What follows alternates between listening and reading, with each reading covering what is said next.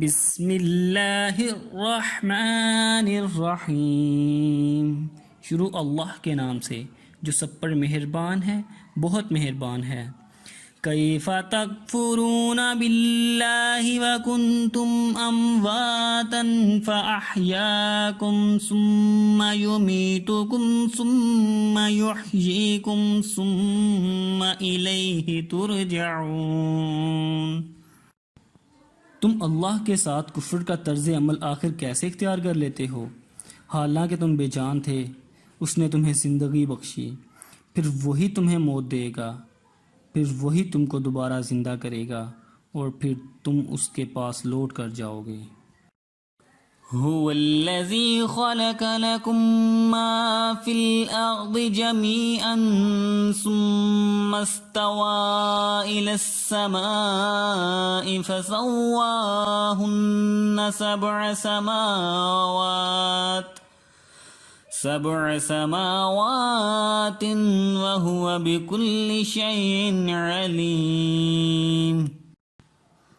وہی ہے جس نے زمین میں جو کچھ ہے تمہارے لیے پیدا کیا، پھر وہ آسمان کی طرف متوجہ ہوا، چنانچہ ان کو 7 آسمانوں کی شکل میں ٹھیک ٹھاک بنا دیا، اور وہ ہر چیز کا پورا علم رکھنے والا ہے۔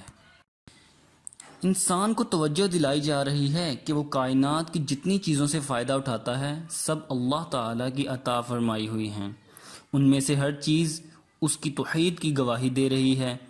اس کے باوجود اس کے ساتھ کفر کا رویہ اختیار کرنا کتنی بڑی ناشکری ہے۔ اس آیت سے فقہا نے یہ اصول بھی مستنبط کیا ہے کہ دنیا کی ہر چیز اصل میں حلال ہے، اور جب تک کسی چیز کی حرمت پر کوئی دلیل نہ ہو اس وقت تک اس کو حلال ہی سمجھا جائے۔ وَإِذْ قَالَ رَبُّكَ لِلْمَلَائِكَةِ إِنِّي جَاعِلٌ فِي الْأَرْضِ خَلِيفَةً قَالُوا أَتَجْعَلُ فِيهَا مَن يُفْسِدُ فِيهَا وَيَسْفِكُ الدِّمَاءَ وَنَحْنُ نُسَبِّحُ بِحَمْدِكَ وَنُقَدِّسُ لَكَ قَالَ إِنِّي أَعْلَمُ مَا لَا تَعْلَمُونَ۔ اور اس وقت کا تذکرہ سنو جب تمہارے پروردگار نے فرشتوں سے کہا، میں زمین میں ایک خلیفہ بنانے والا ہوں۔ وہ کہنے لگے، کیا آپ زمین میں ایسی مخلوق پیدا کریں گے جو اس میں فساد مچائے اور خون خرابہ کرے، حالانکہ ہم آپ کی تسبیح اور حمد و تقدیس میں لگے ہوئے ہیں۔ اللہ نے کہا، میں وہ باتیں جانتا ہوں جو تم نہیں جانتے۔ آیت نمبر 22 میں صرف اللہ تعالیٰ کی عبادت واجب ہونے کی نہایت مختصر اور سادہ مگر مضبوط دلیل یہ دی گئی تھی کہ جس نے تمہیں پیدا کیا وہی عبادت کا مستحق ہے۔